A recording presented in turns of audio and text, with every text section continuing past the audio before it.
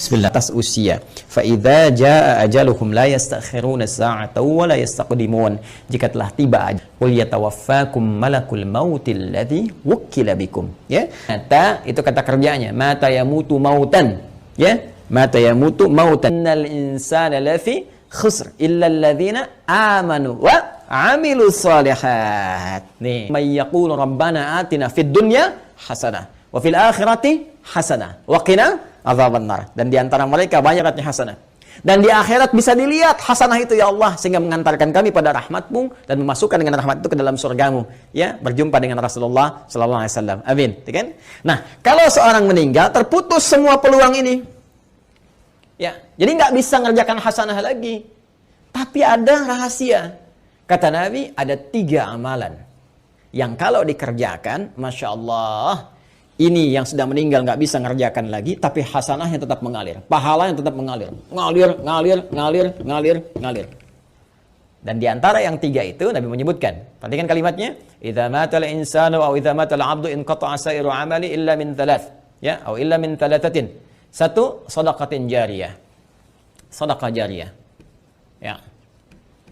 Nah, ini kalau kita gali lagi, ini lebih panjang lagi nih, ya, mohon bersabar ya teman-teman sekalian. Ya, sedekah itu adalah setiap kebaikan yang mampu kita kerjakan. Kullu ma'rufin sedekah. Semua jenis kebaikan yang mampu kita kerjakan.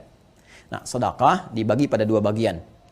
Bagian yang pertama yang tidak mengalirkan pahala abadi untuk kita. Maksudnya kalau kita wafat selesai. Yang kedua, kalaupun kita wafat pahalanya tetap mengalir.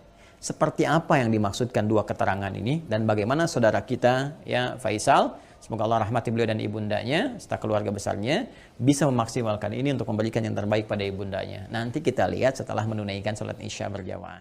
Mohon izin kembali kita lanjutkan bahasan kita, bahwa pertama dari akun Faisal Said tadi menanyakan sebelum Isya, beliau berkenan menginginkan adanya satu amalan yang bisa dipersembahkan untuk ibundanya yang telah wafat dan ingin membahagiakan beliau dalam keadaan saat ini. Bagaimana, apakah ada bimbingan dalam Al-Quran ataupun hadis-hadis Nabi Sallallahu Alaihi Wasallam? Tadi telah kita buka, telah kita sampaikan dengan begitu mendetil bahwa Al-Quran memberikan peluang terbaik bagi seorang anak ataupun anak-anak yang ingin berbakti kepada kedua orang tua, khususnya ibundanya tercinta. Baik itu saat masih ada bersama beliau ataupun juga telah meninggalkan bagian dari keluarganya. Di antara amalan-amalan itu, Nabi SAW memberikan gambaran kepada kita dalam salah satu sabdanya, dan bahkan disebutkan tadi saya katakan hampir 9 lafaz dalam Imam Muslim.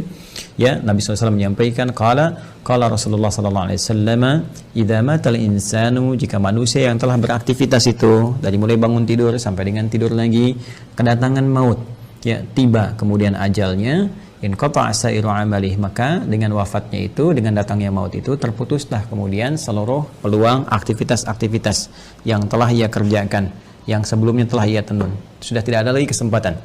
Maka karena tidak ada kesempatan beraktivitas lagi, di antara peluang untuk mencari bekal untuk pindah ke alam barzakh sebagai persiapan menuju akhirat pun terputus sudah. Ya, karena amal itu telah kita tadi uraikan dibagi pada 2 bagian. Ya, ada yang tadi objektif umumnya, kemudian dibagi 2, ada yang disebut dengan amal saleh, yaitu amal-amal kebaikan yang dinilai sebagai ibadah jika dilakukan karena Allah Subhanahu wa taala, dan dia punya poin yang disebut dengan hasanah itu. Bila ada satu perbuatan menjadi hasanah, maka dia punya 10 poinnya. Ya, Quran surah ke-6 Al-An'am ayat 160 seperti telah kami tuliskan sebelumnya, man jaa bil hasanati falahu asyru amsalihha. Ya, maka siapapun yang mampu menenun kebaikan menjadi hasanah, punya nilai ibadah, maka dia punya poin 10. Ya, 10 tadi kami sampaikan saat sebelum Isya, bahwa jangan dihitung 1, 2, 3, 4, 5, karena Allah punya hitungan tersendiri yang nilainya jauh dari apa yang kita gambarkan. Nah, teman-teman sekalian, itu batas minimalnya. Ya, apalagi nanti kalau kita kemudian tenun dengan amal-amal lain yang punya nilai yang lebih banyak lagi, seperti infak, bacaan Al-Quran dan sebagainya. Ada lagi amal yang kedua nanti amal sayyi, ya, jamaknya sayyiat, sayyiat. Nah, ini amal-amal yang didesain bersumber dari nafsu atas bisikan-bisikan setan. Ya, paradoks dengan amal soleh tadi. Makanya sering saya katakan ada amal soleh, ada amal salah.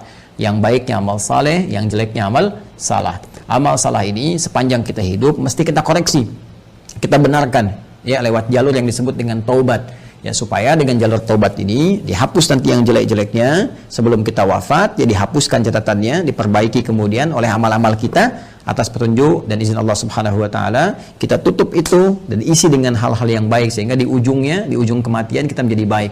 Itu yang disebut dengan husnul khatimah. Khatimah itu penutup, husnul itu baik, ya, penutup yang terbaik. Maka ketika kita sudah tutup dengan taubat, berkenan Allah menghapuskan amal-amal jelek ini sehingga yang terbawa yang baik-baiknya saja saat menghadap kepada Allah Subhanahu wa taala. Kalau ini tidak terjadi, nanti di hadis Muslim riwayat sahabat Abu Hurairah radhiyallahu taala anhu akan disebutkan oleh Nabi sallallahu alaihi wasallam, maka setiap amal yang soleh akan menutup yang salahnya. Ya, misal nanti yang ini salat, yang ini misalnya senang bikin hoax, maka yang salatnya akan menutup perbuatan hoaxnya. Yang ini misalnya puasa, yang ini senang berselisih, maka yang puasa akan menutup selisihnya. Demikian seterusnya sampai ditimbang nanti. Bahkan ada orang yang bangkrut disebut dengan muflis, ya, disebut dengan muflis. Jadi begitu habis amal salehnya, masih ada amal salahnya, maka bangkrut dia karena nggak punya lagi penutup. Ya, habis modalnya ini, tersisa keburukannya, maka diambillah kejelekan orang-orang dizalimi, ditimpakan kepadanya, dilemparkan ke neraka. Itu yang disebut dengan muflis. Waliyadzubillah, kita berlindung kepada Allah Subhanahu wa taala dari perbuatan tadi. Nah, sekarang ada orang yang telah wafat, nggak bisa mengerjakan amalan lagi, tapi apakah dia berpeluang masih mendapatkan baik balasan-balasan pahala, ya, transfer pahala kebaikan? Karena kalau sudah di alam barzah, kita nggak bisa kirim makanan, kita nggak bisa misalnya kirim perhiasan, kita nggak bisa kirim kebutuhan dunia, karena dimensinya beda, ruangnya sudah lain, alamnya sudah berbeda. Yang harus kita kirimkan kepada mereka adalah bekal real yang mereka butuhkan. Nah, kata Nabi, ada 3 peluang yang mungkin didapatkan oleh mereka yang telah wafat, ya, walaupun mereka telah meninggal dunia dan tidak beramal lagi. Yang pertama tadi telah kita singgung, sedekah jariyah. Ya, sedekatin jariyah, yaitu amal-amal kebaikan yang pahalanya tetap mengalir. Ya, saya ulang, amal-amal kebaikan yang pahalanya tetap mengalir. Jadi, pertama, teman-teman, sedekah ini adalah gambaran dari semua perbuatan-perbuatan baik. Ya, dalam fikih disebut dengan kullu ma'rufin sedekah. Semua perbuatan baik yang mampu dikerjakan itu disebut dengan sedekah. Karena itu zakat dalam Al-Qur'an disebut juga dengan sedekah. Ya, khudz min amwalihim sedekah. Ambil dari zakat yang telah masuk, ya, nisabnya, haulnya, ambil itu ya sebagai bagian dari perbuatan baik. Sedekah yang membuktikan kebenaran iman. Jadi sedekah itu bisa diartikan pembuktian kebenaran, sesuatu yang baik, sesuatu yang jujur, dan nilai-nilai kemuliaan. Itu diantara makna sedekah. Karena itu kenapa perbuatan baik disebut dengan sedekah? Ini pertama pembuktian dari keimanannya. Jadi iman itu implementasinya kebaikan-kebaikan. Untuk membuktikan kita beriman, maka diminta oleh Allah kepada kita semua membuktikan lewat amalan baik. Karena itu lisan diminta berkata baik, tangan bekerja baik, kaki melangkah pada yang baik. Itu pembuktian iman. Karena itu orang beriman mustahil berbuat yang tidak baik. Karena itu kata Nabi, la yasrikul mu'min, indama yasrik fahuwa mu'min. Mustahil orang beriman itu korupsi, orang beriman itu mencuri. Ketika mencuri ada iman dalam dirinya. Maksudnya Nabi mempertanyakan, imannya kemana sampai bisa mencuri? Imannya kemana sampai bisa berbuat maksiat, kan? Jadi iman itu akan mendorong kita berbuat baik. Karena itu semua perbuatan baik disebut dengan apa? Sedekah. Nah, perbuatan baik yang disebut dengan sedekah ini dibagi 2 bagian. Ya, dibagi 2 bagian. Ada yang disebut dengan sedekah tsabitah. Ya, saya hapus dulu ini. Sedekah tsabitah. Dia sedekatun, sedekah. Ada yang disebut dengan tsabitah. Ya, tsabitah itu sudah yang tetap, berhenti gitu kan? Atau waqifah, berhenti sampai di situ.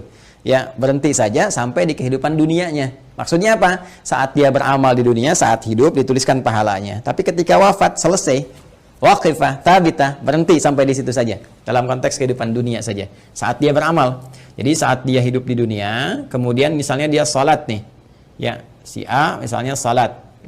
Kemudian dia ketika menunaikan salat kan dituliskan pahalanya. Ya, ketika ikhlas tunaikan tuliskan pahala. Misalnya dapat pahala sekian, kan? Nah, ketika dia meninggal dunia, wafat ini, sudah, karena nggak bisa sholat lagi, nggak ada lagi catatan amal pahala mengalir. Ya, sudah selesai sampai di situ. Selesai, terhisab sampai di situ. Karena selesai, tetap di situ disebut dengan tsabitah atau waqifah, berhenti sampai di situ. Ya. Nah, ada yang menarik nih. Orangnya sudah meninggal, sudah nggak di dunia lagi. Ya, sudah berpindah ke dimensi lain, dia pindah ke barzakh, alam pemisah.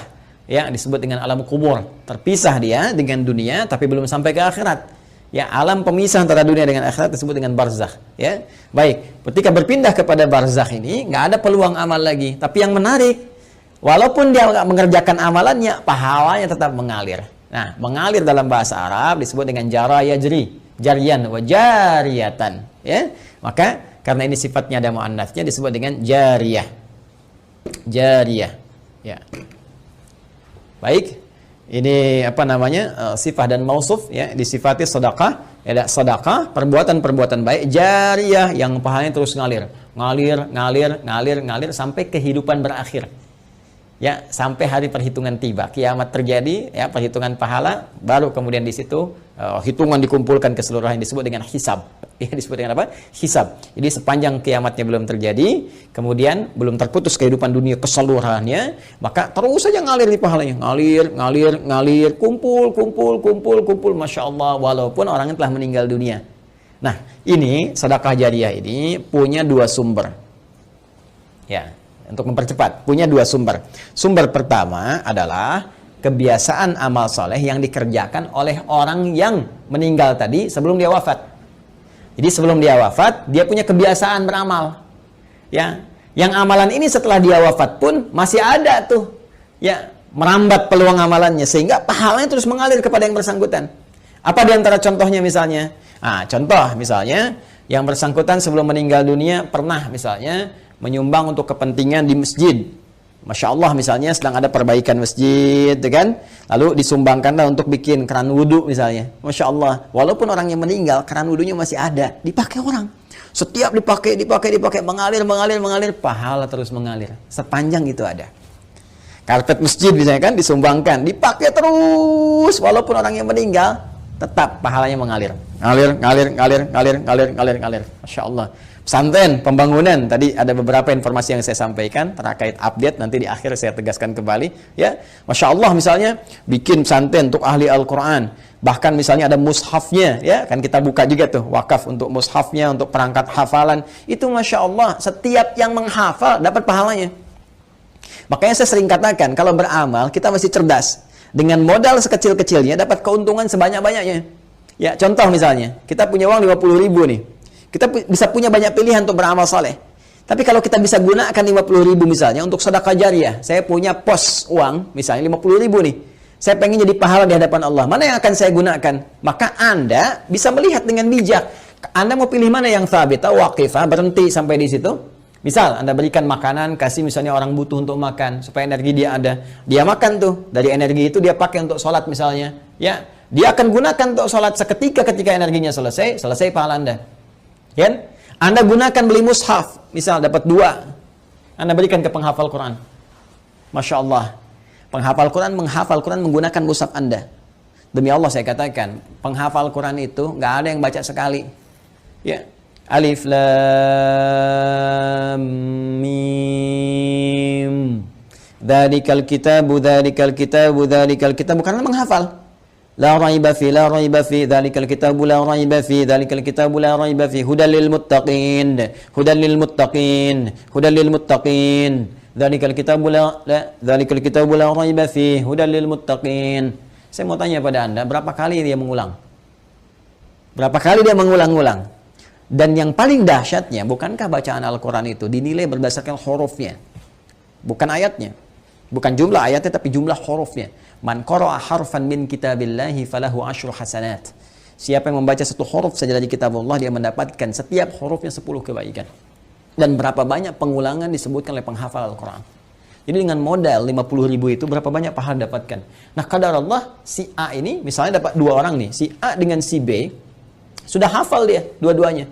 Dipakai jadi imam, Masya Allah, ngajarkan lagi, ini merambat lagi. Mushafnya masih ada, diwariskan lagi pada orang lain. Allahu Akbar, lahirlah dari sini misalnya 10 santri, sini 10 santri, ini punya murid lagi, modal cuma 50.000, berapa yang didapatkan? Maka dari itu cerdas-cerdas saat hidup mencari apa yang kira-kira bisa mendapatkan jariyah di sini. Ya, tidak harus dengan harta, bisa dengan tenaga. Makanya kalau ada misalnya ya kegiatan di masjid, ikut di situ, kan? Dengan tenaga kita atau dengan sebatas yang kita mampu dan sebagainya, ya. Apa yang bisa kita lakukan? Ini jariyah. Nah, ada lagi kondisi orangnya misalnya sudah tidak ada. Ya, ini bisa dikerjakan oleh siapa? Oleh anak misalnya. Ya, anak. Apa yang dilakukan oleh anak? Seperti tadi. Ya, misalnya dia membelikan mushaf, dikirimkan misalnya kepada siapa? Ya, kepada para penghafal Quran. Niatkan itu untuk misalnya diarahkan kepentingan ibundanya. Tadi seperti yang tadi disampaikan. Ya Allah, saya berniat dengan wakaf mushaf ini atas nama ibunda saya. Itu boleh dilakukan. Sah dikerjakan, boleh-boleh saja, silakan. Ya, Anda punya berapa? 50.000, 100.000, niatkan. Ya Allah, saya mau bantu untuk pesantren, saya niatkan untuk ibu saya. Sah, boleh, kirimkan itu. Ya, kirimkan, sampaikan, boleh dengan itu semua Anda lakukan. Dan Masya Allah, ketika itu dikerjakan, ada sesuatu yang akan terjadi, sesuatu yang berbeda. Ya, tapi juga ingat, tetap kita jaga dalam koridor amalan, amal solehnya. Nggak usah misalnya ditambahin apapun. Kalau saya sih sarankan, kalau Anda misalnya mau musab, sudah cukupkan dengan niat saja. Ya, dengan niat dalam hati kita bahwa ini kita niatkan untuk kepentingan ibunda saya. Ya, ini Anda nggak harus cantumkan misalnya, ya taruh foto misalnya atau taruh ini taruh itu nggak diperlukan menurut saya. Ya, walaupun mungkin ada pandangan berbeda, kita hormati. Tapi bagi saya pribadi, cukupkanlah seperti itu apa adanya, sehingga dengan orang-orang membaca pun akan tercukupkan bagi pahala apa itu mengalir dengan izin Allah Subhanahu Wa Taala. Ya. Allah Taala alam bisawab. Ini bagian yang pertama, sedekah jariyah. Satu. Ya, kemudian yang kedua, teman-teman sekalian, bisa dalam bentuk ya ilmin yuntafa'u bihi, ilmu yang bermanfaat. Ya, ini juga bisa dikerjakan dari orang yang hidup, misalnya pernah mengajar, itu kan. Makanya saya sering katakan, mohon izin sekali, anak-anak itu kalau dia dari kecil tuh, orang tua mengajarkan. Ya, ajak misalnya sampingnya sholat, ajarkan. Al-Fatihahnya kalau bisa dari orang tuanya, ayah atau ibundanya. Karena akan dibawa terus sholat. Ya, dibawa sholat, ketika bisa dari orang tuanya, dipakai terus sholat, itu mengalir tuh setiap anak sholat dapat bagian pahala. Ilmin yuntafa'u bihi, ilmu yang bermanfaat. Ya, bukankah orang tua banyak mengajarkan kebaikan? Pakai. Ya, dan yang ketiga, teman-teman sekalian, nah ini waladin salihin yad'u lahu, anak saleh yang banyak mendoakan kedua orang tuanya. Maka kalau tadi misalnya akun Faisal, saudara kita ingin berbuat baik, di antara tiga pilihan ini yang pertama bisa dilakukan, ya kan? Yang kedua bisa dipraktikkan, yang ketiga jadilah Anda pribadi yang saleh. Ya, jangan banyak larut dalam kesedihan. Manfaatnya nggak ada gitu kan. Sedih itu naluriah, fitrah, alamiah biasa saja. Itu terjadi pasti. Nabi pun sedih ketika ditinggal Sayyidah Khadijah misalnya. Bahkan ketika ditinggal pamannya, beliau sedih sekali. Sedih ya, itu biasa, itu fitrah. Tinggal ibunda beliau sedih. Ya, namun apa yang harus dilakukan oleh kita? Kita alihkan kesedihan itu menjadi sebuah energi yang positif yang mengantarkan kebahagiaan pada orang yang telah meninggalkan kita. Maka caranya apa? Perbaiki pribadi kita menjadi saleh. Ya, jadi anak yang saleh, yang disukai oleh Allah Subhanahu Wa Taala. Mulai rubah tampilan kita, tunaikan sholat dengan baik, rajin membaca Al-Quran, bekerja dengan baik, yang halal jauhi yang haram-haram. Ketika semua itu dikerjakan, Anda tinggal mengangkat tangan bermohon pada Allah Subhanahu Wa Taala. Ketika sifat saleh melekat pada seorang anak, maka doanya langsung mustajab. Waladin salehin yad'u lahu. Seorang anak yang saleh, yang ketika bermohon kepada Allah, langsung doanya diantarkan jadi cahaya ke kuburan ibundanya atau ayahandanya. Langsung jadi cahaya. Dan itu boleh jadi pilihan terbaik yang bisa Anda lakukan untuk mempersembahkan pada ibunda Anda. Ya, kalau perbedaan pandangan dari para ulama itu biasa-biasa saja. Ya, A memandang, B memandang, tidak ada masalah. Tapi ijtihad satu tidak bisa membatalkan ijtihad yang lainnya karena peluang ini terbuka. Ya, jadi kalau ada tadi yang membatasi misalnya sepanjang dia masih hidup, tapi juga ada yang kemudian membatasi, yang menafsirkan tidak boleh dari orang yang hidup pun memberikan kebaikan-kebaikan karena perkara umum. Sepanjang tidak ada takhsisnya, tidak ada kekhususan, maka maknanya tetap umum. Jelas ya? Wallahu ta'ala alam bissawab.